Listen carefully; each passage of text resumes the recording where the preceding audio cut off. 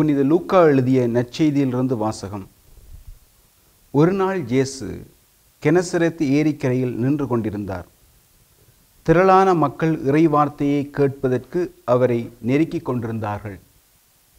அப்போது ஏரிக்கரையில் 2 படகுகள் நிற்க கண்டார். மீனவர் படகை விட்டு இறங்கி வலைகளை அலசி கொண்டிருந்தனர். அப்படகுகளுள் ஒன்று சீமோனுடையது. அதில் இயேசு ஏறினார்.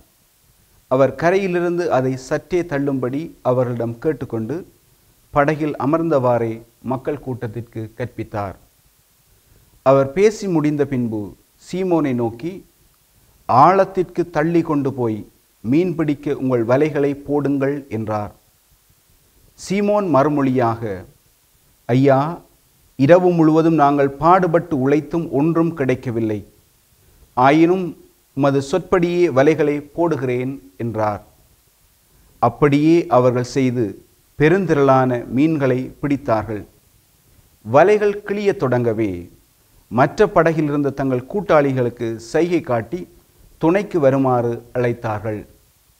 அவர்களும் வந்து 2 படகுகளையும் மீன்களால் நிரப்பினார்கள்.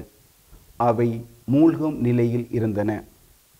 இதை கண்ட சீமோன் பேதுரு இயேசுவின் காலில் விழுந்து, ஆண்டவரே, நான் பாவி, நீர் என்னை விட்டு போய்விடும் என்றார்.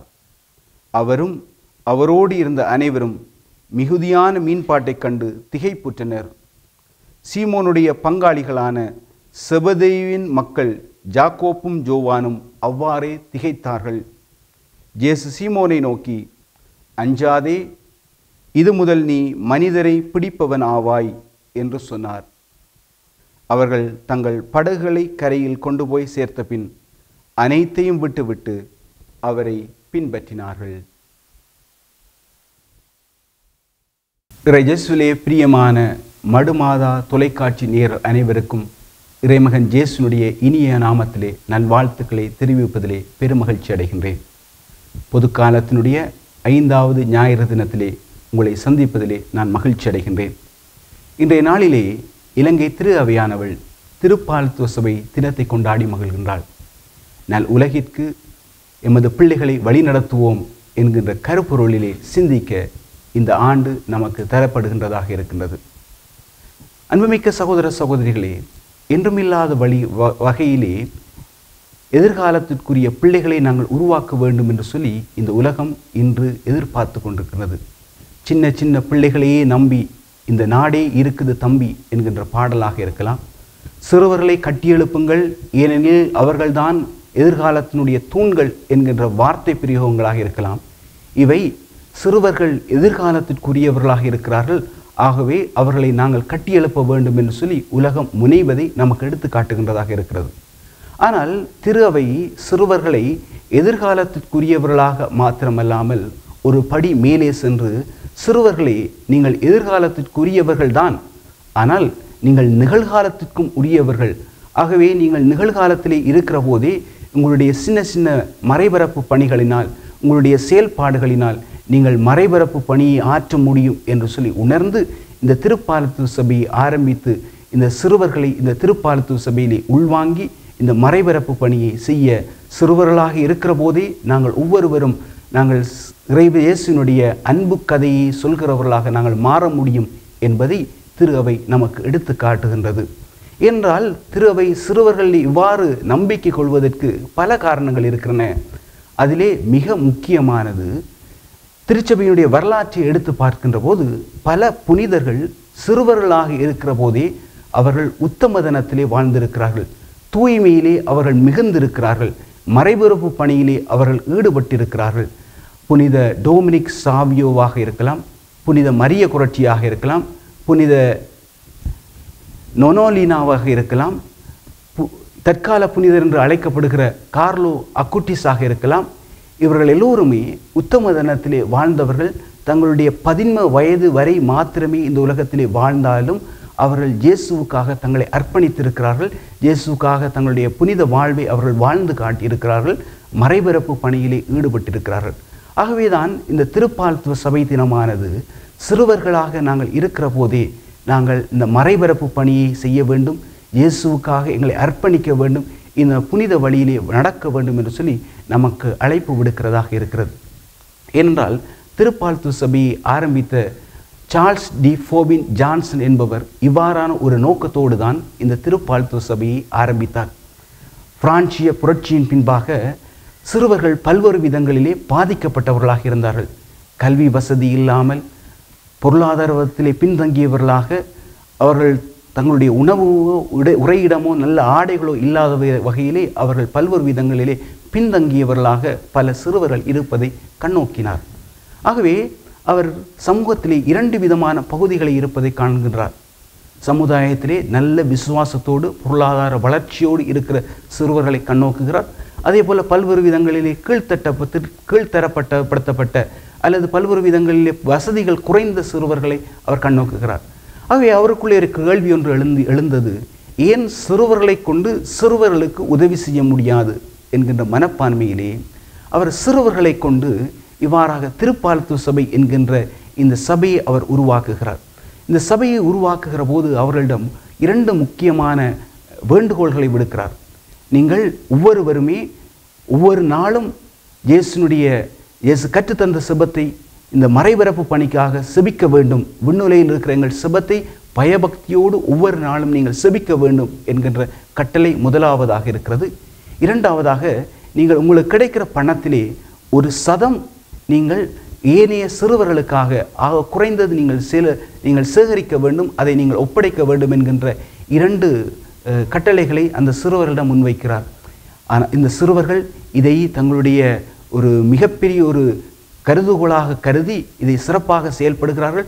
இதன் மூலமாக பல்வேறு விதமான சிறுவர்கள் வளர்ச்சி அடைவதையும் சிறுவர்களிடம் பகிர்கிற மனப்பான்மை வளர்வதையும் இந்த பகிர்கிற மனப்பான்மையின் மூலமாக மற்றவர்களுக்கு உதவி செய்கின்ற அந்த நல்ல மனப்பான்மை மேலோங்குவதையும் இதன் மூலமாக இந்த உதவியை பெறுகிற சிறுவர்களும் தங்களுடைய கல்வியிலும் ஏனைய வசதி வாய்ப்புகளையும் பெறுவதற்கு அவர்கள் உதவி செய்வதையும் கண்டு ஏனைய மறை மாவட்டங்களும் ஏனைய திருச்சபைகளும் இந்த திருப்பால் சபையை மென்மேலும் வளர்க்க வேண்டும் என்கிற முனைப்பிலே மேற்கொள்கிறார்கள். 1843ஆம் ஆண்டு ஆரம்பிக்கப்பட்ட இந்த திருப்பால் சபையானது இன்று 182 ஆண்டுகளை கடந்து இன்று வளர்ந்து இன்று 150க்கு மேற்பட்ட நாடுகளிலே இந்த சிறுவர்களை உருவாக்குகிற, சிறுவர்களை மென்மேலும் இயேசுனுடைய பணியிலே இயேசுனுடைய நல்ல பண்புகளை பிரதிபலிக்கின்ற மனிதர்களாக மாற்றுவதிலே இது முனைந்து நிற்கின்றது. முக்கியமாக திருப்பால் சபை 3 முக்கிய நோக்கங்களோடு அது செயல்படுகிறதாக இருக்கிறது. சிறுவர்களை விசுவாசத்தில் ஆழப்படுத்துதல், ஆழப்படுத்திய விசுவாசத்தை வாழ்தல், வாழ்கிற விசுவாசத்தை மற்றவர்களோடு பகிர்ந்து கொள்கிறதல் என்கின்ற இந்த 3 முக்கியமான நோக்கங்களோடு திருப்பால் சபை இயங்கிக் கொண்டிருக்கிறது. ஆகவே இந்த ஆண்டு நமக்கு தரப்படுகிற கருப்பொருளாக இருக்கிற நல் உலகிற்கு எமது சிறுவர்களை நாங்கள் வழிப்படுத்துவோம் என்கின்ற இந்த கருப்பொருளில் நமக்கு இறைவார்த்தையினுடைய அடிப்படையிலே நமக்கு மேன்மேலும் சிறப்பிக்கப்படுகிறதாக இருக்கிறது. நல்வழியில் நடக்க பிள்ளைகளை பழக்கு, முதுமையில் அவர் அந்த பழக்கத்தை விட்டுவிட மாட்டார். நீதிமொழி புத்தகம் சிறுவர்களை நல்வழியிலே பழக்க வேண்டிய கட்டாயத்தை பெற்றோருக்கு கொடுக்கிறதாக இருக்கிறது. நீங்கள் அவற்றை உங்களுடைய பிள்ளைகளுக்கு கற்றுக் கொடுங்கள். நீங்கள் வீட்டில் இருக்கும் போதும், பயணம் செய்யும் போதும், படுக்கும் போதும், எழும்பும் போதும் அவற்றை பற்றி அவர்களோடு பேசுங்கள் என்று சொல்லி இணைச்சட்ட நூல் நமக்கு எடுத்து காட்டுகிறது. பிள்ளைகளை உருவாக்க வேண்டிய முதல் ஆசிரியர்கள், முதல் மறை ஆசிரியர்கள் பெற்றோர்களாக இருக்கிறார்கள். ஆகவே பிள்ளைகளை நல்வழிப்படுத்துகின்ற இந்த பொறுப்பு நம் ஒவ்வொருவரிடமும் கொடுக்கப்படுகிறதாக இருக்கிறது. ஆனால் இன்றைய நவீன உலகத்திலே பல்வேறு விதங்களிலே பிள்ளைகளுக்கு பரீட்சை, மதிப்பெண்கள், எதிர்கால தொழில்துறைகள், பணம் அவற்றை மையப்படுத்தி ஒரு வாழ்க்கை முறைக்குள்ளே இன்றைய நவீன சமூகம் இன்றைக்கு தள்ளப்பட்டிருப்பதனால் பிள்ளைகளும் அவ்வாறான உலகத்திற்கே அவ்வாறான நோக்கத்தோடு அவர்கள் செயல்படுகிறவர்களாக இருக்கிறார்கள்.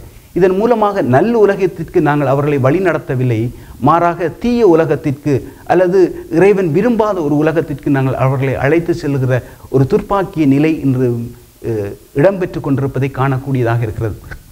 ஆகவே இந்த திருப்பால் சபை தினமானது நல் உலகத்திற்கு நம்முடைய பிள்ளைகளை வழிநடத்த வேண்டும் என்றால் அவர்களுக்கு கிறிஸ்தவ மனப்பான்மையை, உதவி செய்கிற மனப்பான்மையை, ஒருவருடைய கருத்துக்களை புரிந்து கொள்கிற தன்மைகளை, ஒருவருக்கு மதிப்பளிக்கிற தன்மைகளை, மற்றவருக்கு உதவி செய்கிற, மற்றவருக்கு பகிர்ந்து கொடுக்கிற அந்த வாழ்க்கை முறைகளை நாங்கள் சிறு வயதிலிருந்தே ஊட்ட வேண்டியவர்களாக இருக்கிறோம். இதற்கு திருப்பாலத்துவ சபை உண்மையான வழிகாட்டல்களையும் உண்மையான வழிகோலுமாக இருக்கிறது என்பது மறக்க முடியாத உண்மையாக இருக்கிறது.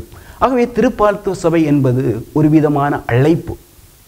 இது இறைவன் நம்முடைய பிள்ளைகளுக்கு கொடுக்கிற ஒரு உன்னதமான ஒரு அழைப்பாக இருக்கிறது. இந்த அழைப்பை பலர் ஏற்றுக்கொண்டு அந்த அழைப்பிலே செயல்படுத்த முனைகிறார்கள். இன்றைய இறை வார்த்தையும் இறைவனுடைய ஒவ்வொரு விதமான அழைப்புகளை பற்றி நமக்கு எடுத்து காட்டுகிறதாக இருக்கிறது. இன்றைய 3 வாசகங்களுமே 3 விதமான மனிதர்களுக்கு இறைவன் கொடுக்கிற அழைப்பை அவர்கள் எவ்வாறு ஏற்றுக்கொண்டார்கள், எவ்வாறு இறைவழி நடந்தார்கள் என்பதை நமக்கு எடுத்து காட்டுகின்றது. இன்றைய 1வது வாசகம் எசாயாவினுடைய அழைப்பை நமக்கு எடுத்து காட்டுகிற வேளையிலே, இன்றைய 2வது வாசகமானது தூய பவுல் தன்னுடைய அனுபவத்தை, எவ்வாறு தான் அழைப்பை பெற்றேன் என்கின்ற அனுபவத்தை பகிர்ந்து கொள்வதை எடுத்து காட்டுகிறதாக இருக்கிறது. இன்றைய நற்செய்தி வாசகம் பேதுருவினுடைய பேதுரு அழைப்பை பெறுவதை நாங்கள் காணக்கூடியதாக இருக்கிறது. இந்த 3 அழைப்புகளையும் நாங்கள் சிந்தித்து சீர்தூக்கி பார்க்கிற வேளைகளிலே இந்த 3 பேருமே பலவீனர்களாகவே இருக்கிறார்கள். ஆனால் அந்த பலவீனத்தை அவர்கள் மறைக்காமல் ஏற்றுக்கொள்கிறவர்களாக இருக்கிறார்கள். தகுதியை பார்த்து மனிதர்களுக்கு வேலையை கொடுப்பது மனிதனுடைய சிந்தனையாக இருக்கிற வேளைகளிலே, மனிதனுக்கு வேலையை, பணியை கொடுத்து அவர்களை தகுதிப்படுத்துவது இறைவனுடைய பண்பாக இருக்கிறது என்பதை இந்த இறை அழைத்தல்கள் நமக்கு வெளிப்படுத்துகின்றவையாக இருக்கின்றன. இறைவன் தகுதியை கண்டு மனிதர்களை அழைப்பதல்ல, மாறாக இறைவன் யார் யார் நல்ல உள்ளத்தோடு திறந்த மனதோடு இருக்கிறார்களோ அவர்களை அழைப்பதை காணக்கூடியதாக இருக்கிறது. இந்த 3 மனிதர்களுமே அவர்கள் பலவீனர்களோடு இருந்தார்கள். ஆனால் தங்களுடைய பலவீனத்தை அவர்கள் ஏற்றுக்கொண்டார்கள். அசுத்த உதடுகள் கொண்ட மனிதன் நான், அசுத்த உதடுகள் கொண்ட மக்கள் நடுவில் வாழ்பவன் நான் என்று சொல்லி எசாயா தன்னுடைய பலவீனத்தை அறிக்கையிடுகிறார். ஆண்டவரே, நான் பாவி, என்னை விட்டு அகன்று போய்விடும் என்று சொல்லி பேதுரு தன்னுடைய பலவீனத்திலோடு இயேசுனுடைய காலடிகளை விழுகிறார். நான் திருத்தூதர்களுடைய கடையவன், நான் திருச்சபையை நான் அழிக்க முற்பட்டேன் என்று சொல்லி புனித பவுல் தன்னுடைய பலவீனத்தை ஏற்றுக்கொள்கிறார். ஆனால் இவ்வாறு தன்னுடைய பலவீனத்தை அவர்கள் ஏற்றுக்கொள்கிற போதுதான் உன்னுடைய பலவீனத்தில் என்னுடைய பலம் வெளிப்படும் என்று சொல்லி இறைவன் தன்னுடைய பலத்தை கொடுப்பதை, தன்னுடைய அருளை கொடுப்பதை, இவ்வாறு அருளால் அவர்களை நிறைப்பதை காணக்கூடியதாக இருக்கிறது. இதன் மூலமாக தான் தூய பவுல் தன்னுடைய இன்றைய 2வது வாசகத்திலே ஆண்டவரே அருளால் தான் நான் இந்த நிலைக்கு நான் இருக்கிறேன் என்று சொல்லி தன்னுடைய வாழ்விலே தன்னுடைய பலம் அல்ல, இறைவனுடைய பலமே தன்னை நிறைவித்திருக்கிறதாக, தன்னுடைய எல்லா செயல்பாடுகளுக்கும் அதுவே காரணமாக இருக்கிறது என்பதை அவர் வெளிப்படுத்துவதை காணக்கூடியதாக இருக்கிறது. ஆகவே இன்றைய இறை வார்த்தைகள் ஒட்டுமொத்தமாக நாம் ஒவ்வொருவரும் இறைவனுடைய அழைப்பை பெற்றவர்களாக இருக்கிறோம். ஆகவே இந்த அழைப்பை நாங்கள், எங்களுடைய பலவீனத்தை நாங்கள் ஏற்றுக்கொண்டு ஆண்டவரிடம் நாங்கள் எங்களை ஒப்படைக்கிற போது இறைவன் தன்னுடைய அருளால் நம் ஒவ்வொருவரையும் நிறைப்பவராக இருக்கிறார் என்கின்ற உன்னதமான செய்தியை இன்றைய நாள் இறைவார்த்தைகள் நமக்கு தந்து நிற்கின்றன. ஆகவே சிறப்பாக இந்த திருப்பாலத்துவ சபை தினத்தை கொண்டாடுகின்ற வேளையிலே இந்த சிறுவர்களுக்கு கொடுக்கப்பட்டிருக்கிற இந்த அழைப்பை நாங்கள் உதாசீனம் செய்யாமல் இந்த சிறுவர்களை நல்வழிப்படுத்துகின்ற, அதன் மூலமாக அவர்களுக்கு ஒளிமயமான எதிர்காலத்தை கட்டியெழுப்புவதோடு இன்றைய நாட்களிலே அவர்கள் இருக்கிற நிலைகளிலே அவர்களை நல்ல மறைபரப்பாளர்களாக மாற்ற முயல்வோம். இவர்கள் ஒவ்வொருவருக்காகவும் செபிப்போம். இறையருள் வேண்டுவோம்.